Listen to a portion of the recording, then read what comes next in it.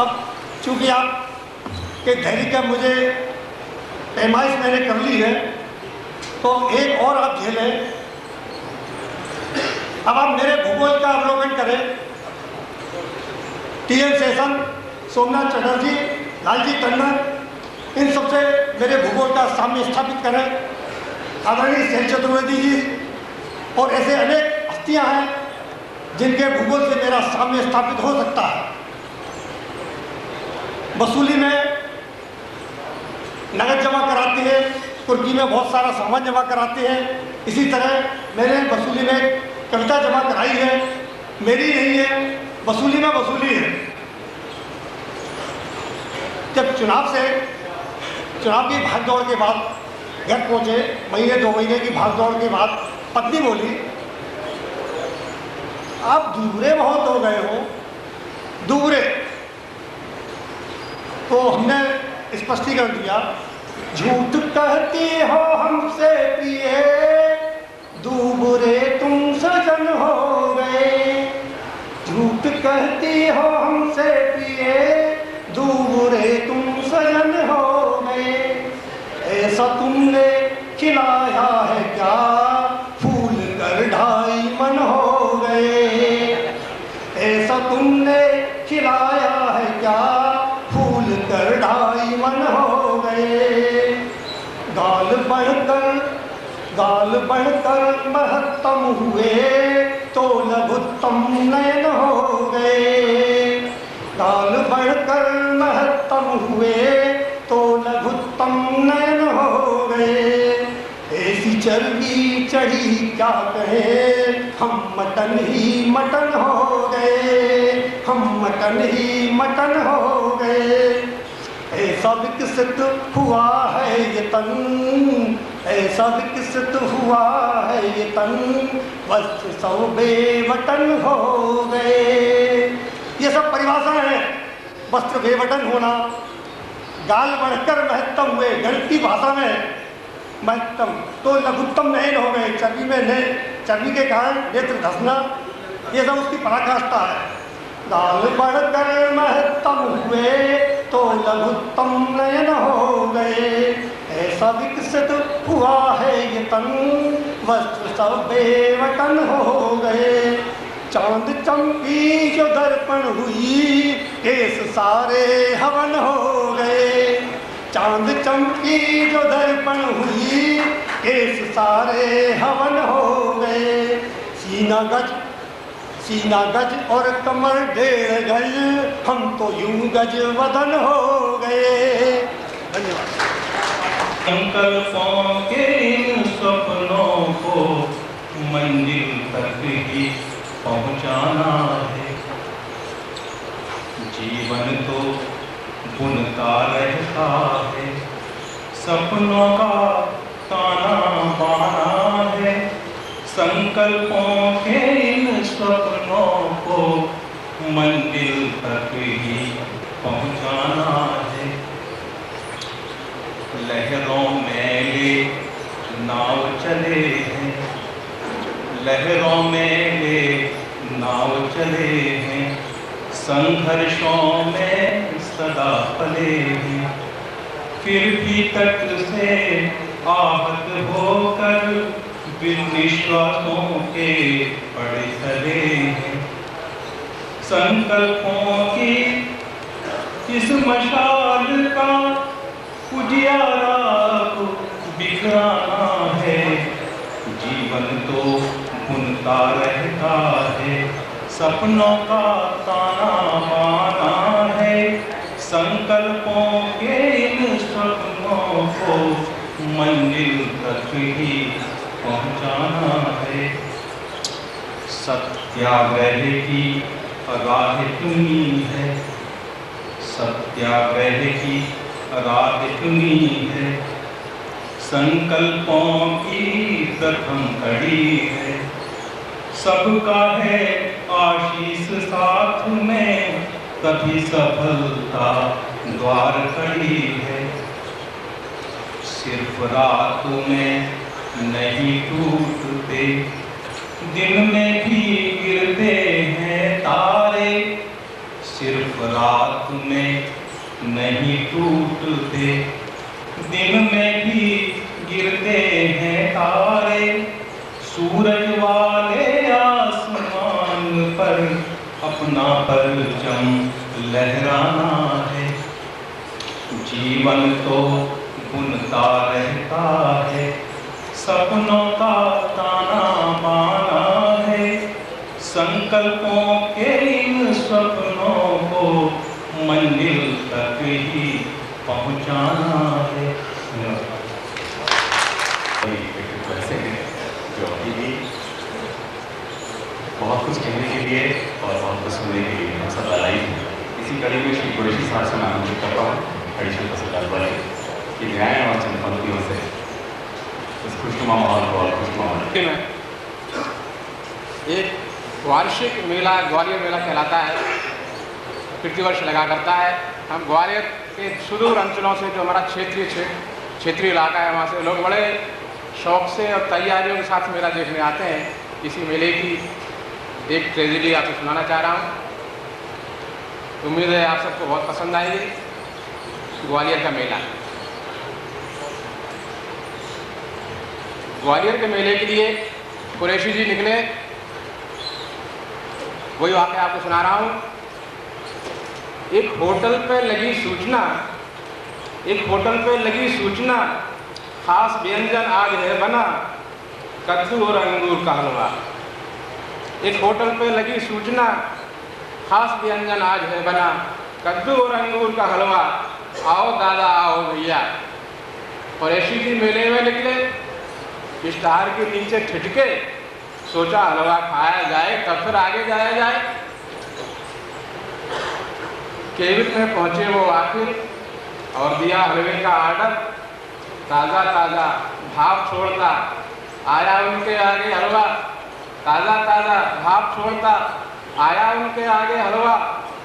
कुरैशी जी ने चखा जरा सा, आया उनकी नाक पे गुस्सा, चीखे ओ बेरे का बच्चा, खा जाऊंगा तुझको कच्चा, मुझको क्या समझा बुद्धू है, इसमें कद्दू ही कद्दू है।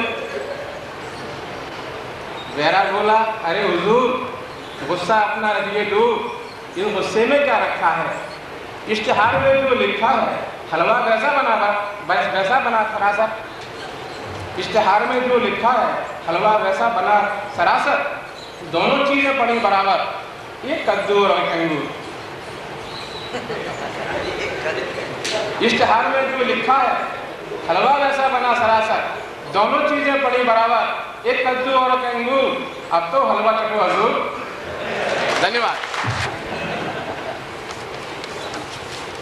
फिर से फरमाइश हुई है श्री कन्हैया साहब के गीतों की, नीरज के गीतों की श्रृंखला को और आगे बढ़ाएं।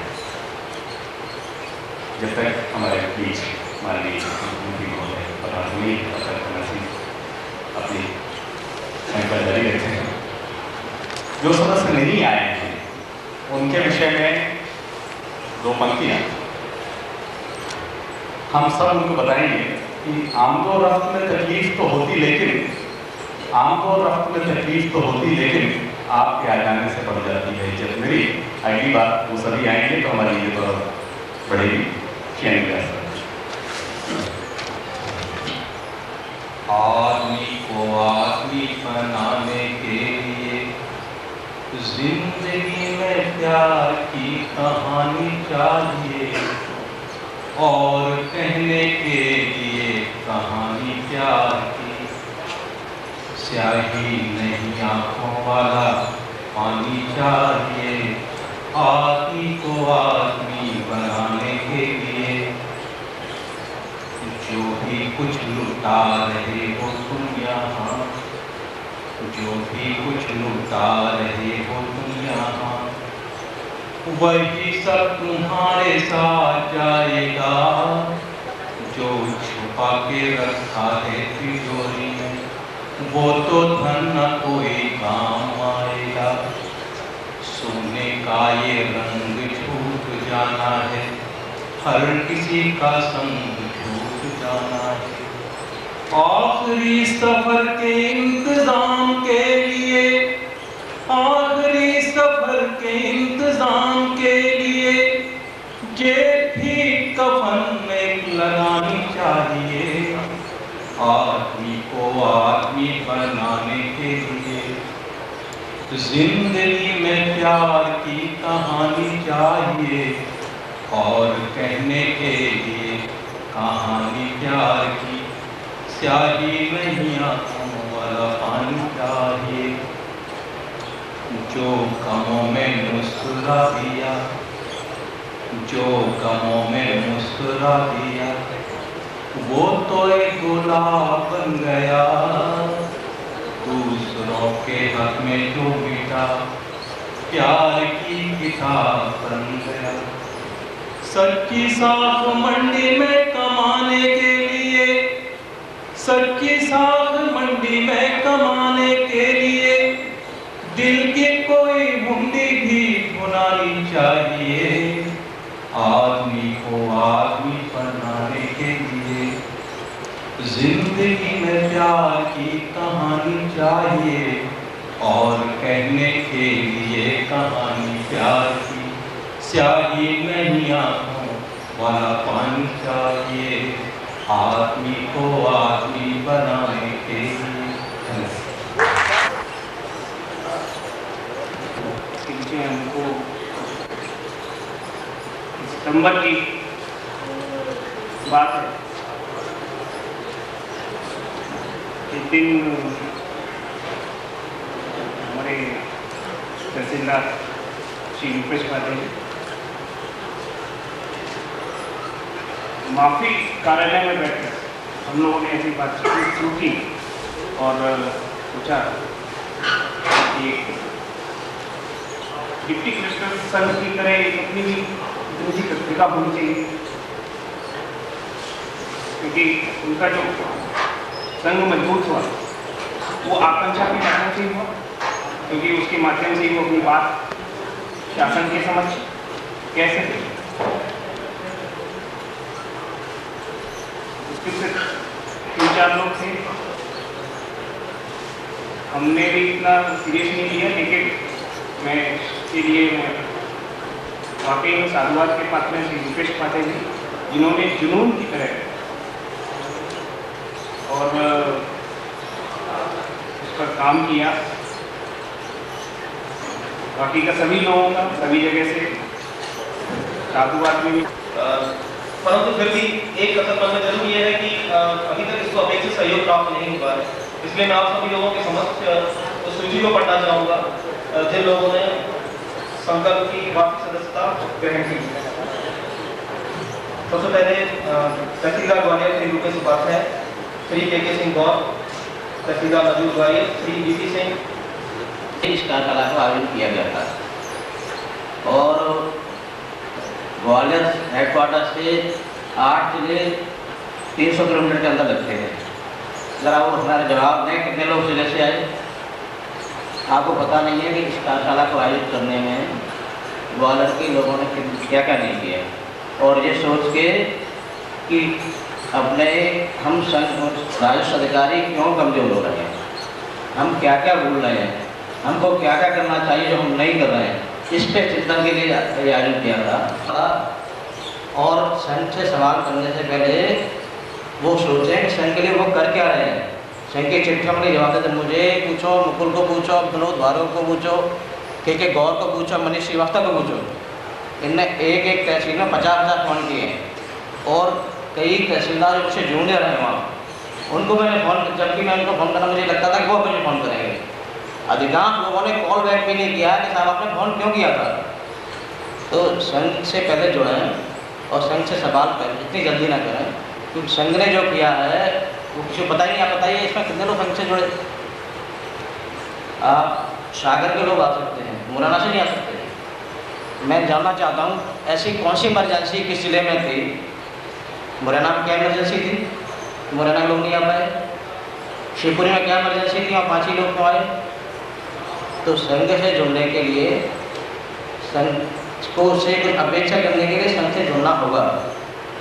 हम ग्वालियर में तो 5-6 लोग थे और हमारे यहाँ तो 5 मुख्यमंत्री आए यहाँ पे, और VIP रोज ही जो दूसरे जिलों में महीनों में आते होंगे, ऐसे VIP हमारे यहाँ रोज ही आते हैं।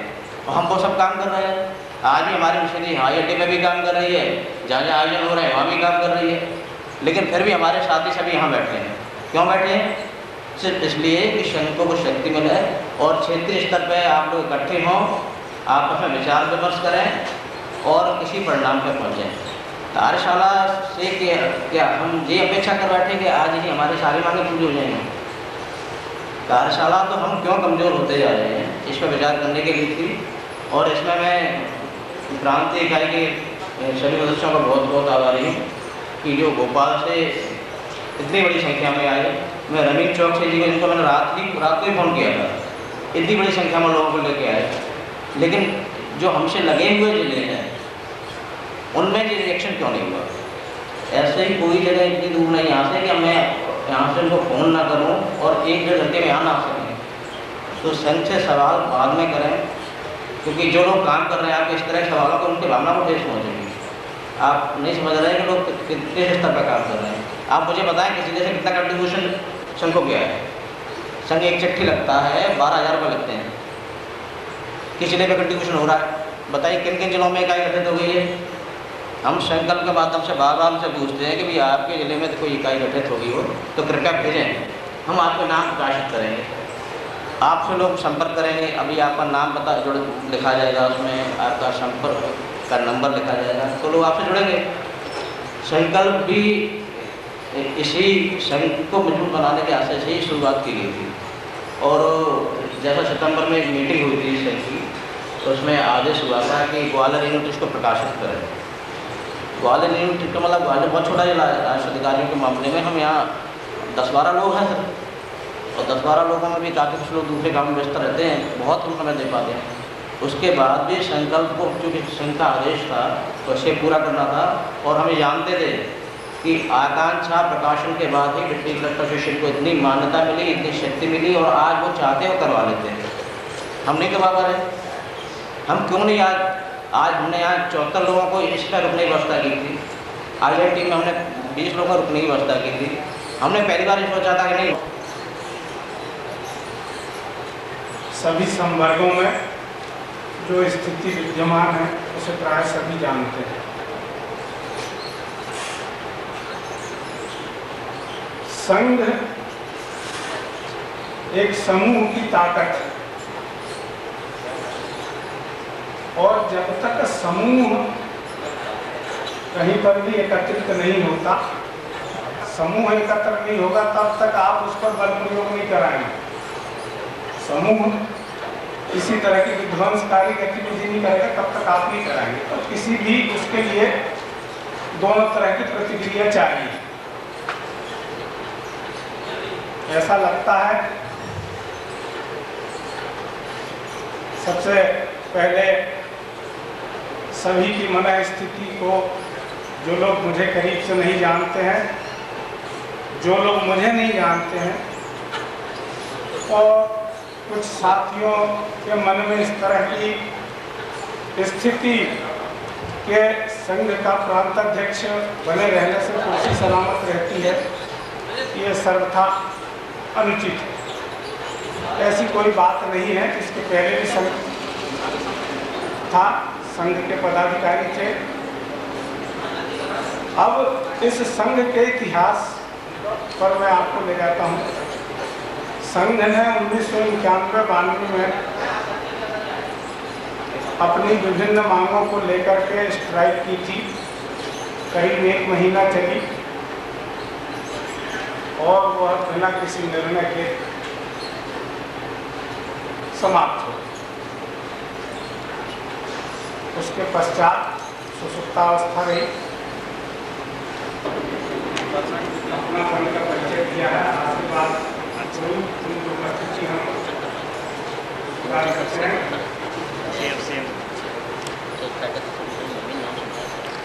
अच्छा, संकल्प क्या कर रहे हैं? 1995 से पुनः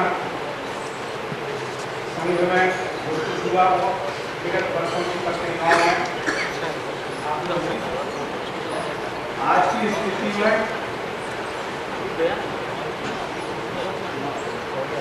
हम किसी भी प्रकार का निर्णय ले पाने में समर्थ हैं जब तक कि सभी समूह से हमारी बातचीत नहीं हो जाती, उसके परिणाम हमारे लिए कैसे आएंगे ये केवल कल्पना का विषय है, ताकि वहाँ पर आपके जो भी मन में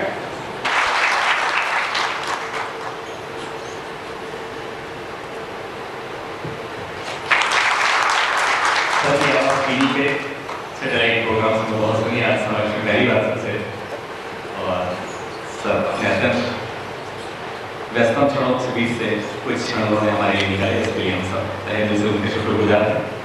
मैं बिना किसी तकल्लुफ़ के सीधे सबसे निवेदन कर रहा हूँ कि आए और अपने मार्गदर्शन प्रदान करें। परमादरणीय श्री पीडी मिश्रा आयोजित मुझे आमंत्रण मिला था, सुबह मुझे आना था और मैं दोपहर पूर्व आना चाह रहा था, लेकिन मैं बाहर दौरे पे था और करीब 10 बजे ही लौट पाया। उसके बाद निरंतर कुछ कार्य में व्यस्तता रही, फिर मुख्यमंत्री जी का प्रोग्राम आ गया और उनके पहले भी काफ़ी विशिष्ट अतिथियाँ इस समय शहर में है। मुख्यमंत्री जी कभी भी इस परिसर में आ सकते हैं। मैं आपका अधिक समय नहीं लूँगा। इस आयोजन के लिए मैं संघ का को धन्यवाद देता हूँ कि गोष्ठी यहाँ रखी है और कालांतर में जितनी विसंगतियाँ राजस्व कानून में उत्पन्न हुई हैं, जितने अनुभव आप लोगों ने देखे हैं, उस पर यहाँ काफ़ी मंथन हुआ होगा। मैं काफ़ी समय फील्ड में रहा, सहायक कलेक्टर से लेके SDO, मैं रीवा में सहायक कलेक्टर था और मेरी पहली ट्रेनिंग वहाँ के रीवा के तहसीलदार ने ही मुझे वहाँ काफ़ी काम सिखाया। नायब तहसीलदार, रेवेन्यू इंस्पेक्टर्स, उन्हीं से ही शुरू की बारीकियाँ समझी। यहाँ कमिश्नर लैंड रिकॉर्ड का हमारे बैच का अटैचमेंट रहा 1 महीना, उसमें हम लोग यहाँ ग्वालियर में रहे। क्या नायब तहसीलदार थे, अभी जो आपके SDO हैं अभी भोपाल में HK शर्मा, ये नए ट्रेनिंग में आए थे। उनके साथ मैंने बहुत काम किया। मैं गाँव में जाके रेवेन्यू की बारीकियाँ समझी।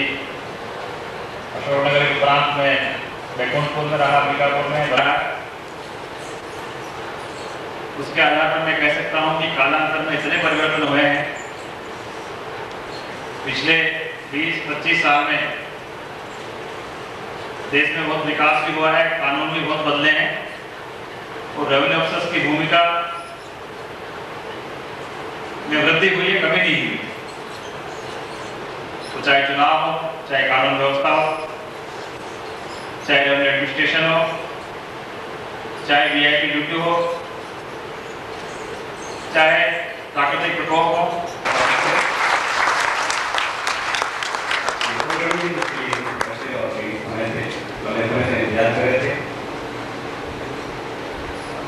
माननीय मंत्रीगण मध्य प्रदेश शासन सांसद माननीय नरेंद्र सिंह तोमर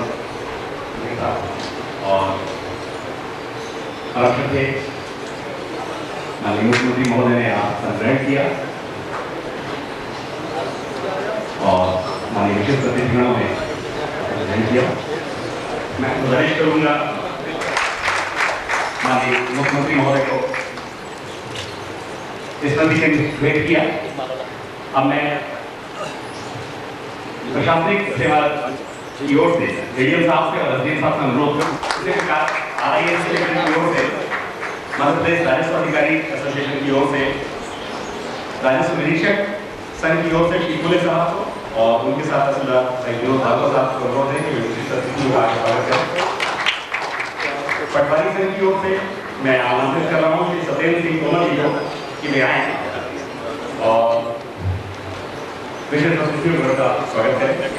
इसी प्रकार लिपिक वर्ग कर्मचारी संघ की ओर से मैं आवाज दे रहा हूँ कि सत्यपाल साहब को और तहसीलदार चौसे साहब को कि वे आए और मुख्य अतिथि महोदय और महोदय का स्वागत करें। स्वागत की इसी श्रृंखला में चतुर्थ श्रेणी के श्री जितेंद्र भाई को मैं आमंत्रित कर रहा हूँ कि वे आए और इस कार्यक्रम में माननीय मुख्य अतिथि महोदय और महोदय का स्वागत करें।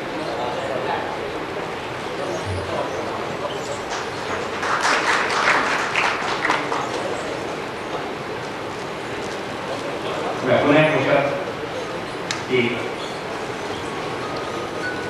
आज के इस कार्यक्रम में राजस्व अधिकारी संघ की ओर से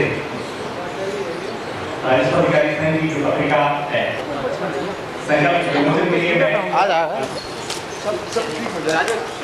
घबरा जाते हैं आप लोग। हम नहीं घबराते, सभी प्रेस फोटोग्राफर, सभी प्रेस मीडिया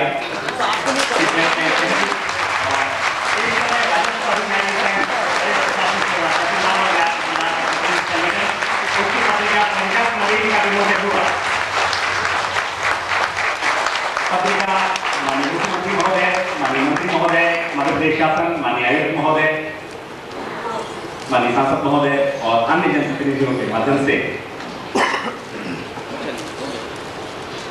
पेश हुई।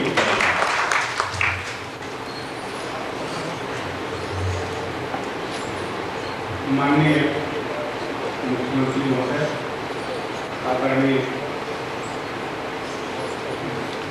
मंत्री जी, संगठन के पदाधिकारी, आए हुए सभी साथी लोग,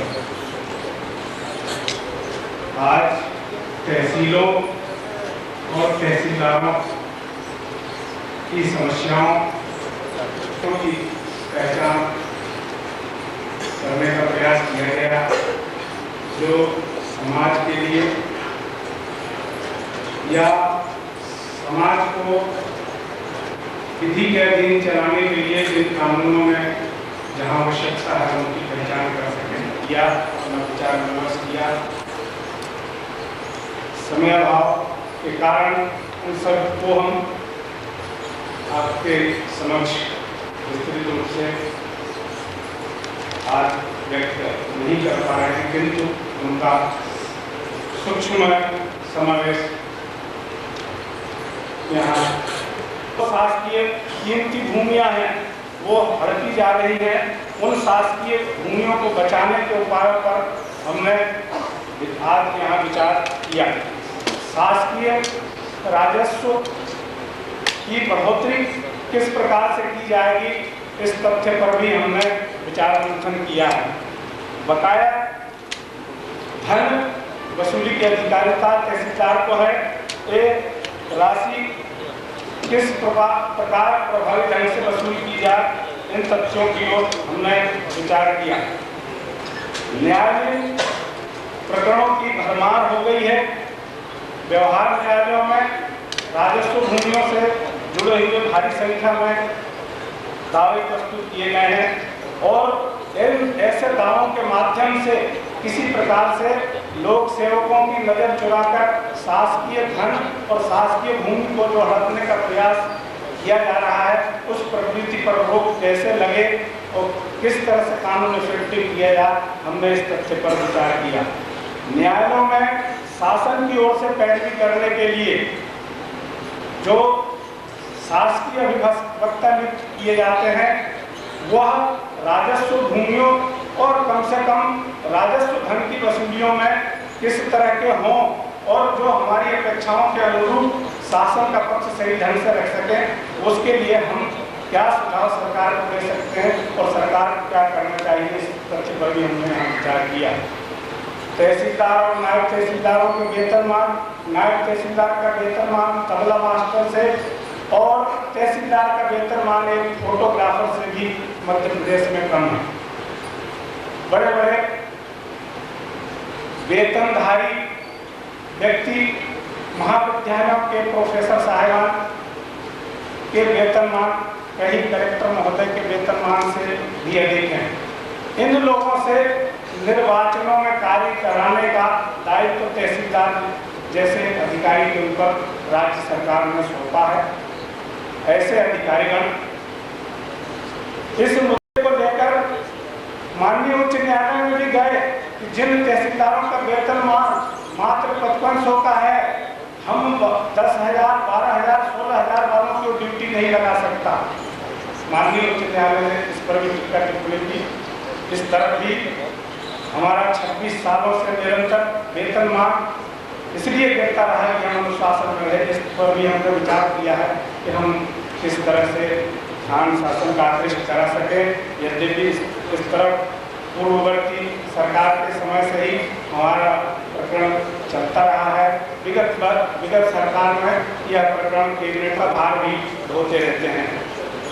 लोक सेवा आयोग से विगत 4 वर्षों से सीधी भर्तियां नहीं हो रही हैं। नायब तहसीलदारों के 60% पद लोक सेवा आयोग से भरे जाते हैं।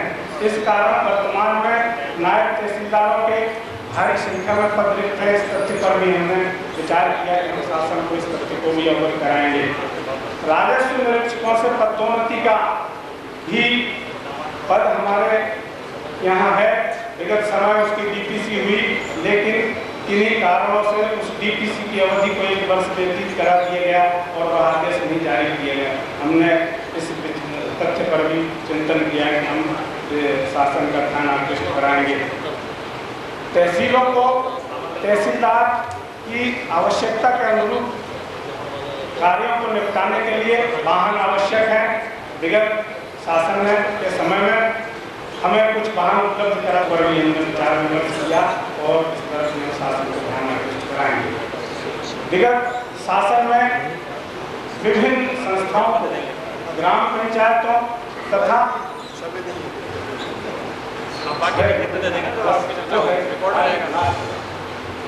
विगत समय पर ग्राम पंचायतों को और ग्राम न्यायालयों को वसूली, नामांतरण और अधिग्रहण हटाने का अधिकार शासकीय भूमि का प्रश्न है। उसमें लगने वाले टिकट, टाइपिंग और अन्य खर्चों की प्रतिपूर्ति का राज्य सरकार ने नियमों में कोई व्यवस्था नहीं की है। तहसीलदार के पास कंटिजेंसी का पैसा नहीं होता है, इस कारण वह काफ़ी कठिनाइयों में रहता। हमने इस तथ्य पर विचार किया है। इससे संबंधित विस्तृत प्रतिवेदन हम माननीय मुख्यमंत्री जी को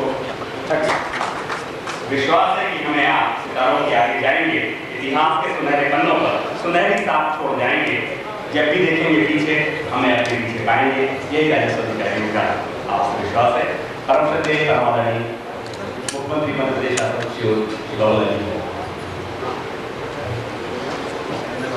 मध्य प्रदेश राजस्व अधिकारी कनिष्ठ प्रशासनिक सेवा संघ के इस क्षेत्रीय सम्मेलन में पधारे हुए सभी अधिकारियों का मैं हृदय से स्वागत करता हूं, सम्मान करता हूं।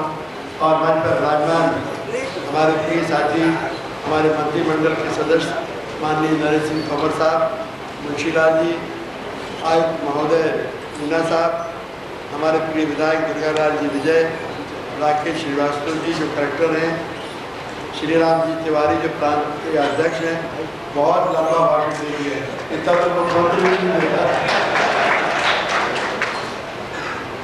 और इस पत्रिका के संपादक श्री रूपेश उपाध्याय जी और साथियों, वास्तव में मुझे कुछ दिन पहले आपका एक प्रतिनिधिमंडल मिला और आपने अपनी समस्याओं के बारे में मुझे एक ज्ञापन भी किया और उसके एक उचित सभी कमेटी भी बनाई गई है।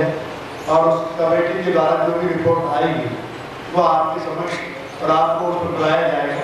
ये श्री राम जी तिवारी जी ने भी और समय मुख्यमंत्री निवास पर उनको ज्ञापन दिया। वास्तव में आपका काम बड़ी जिम्मेदारी का है, चाहे तहसीलदार हो, चाहे नायब तहसीलदार हो, और जनता आप पर विश्वास भी बहुत करती है। अभी हमारे रेवेन्यू के जो अफसर हैं, जनता का उन पर बहुत विश्वास। और आज रेवेन्यू का जो आधार है, जो आप ग्रामीण क्षेत्र में काम करते हैं, काम तो आपको ही बहुत करना पड़ेगा।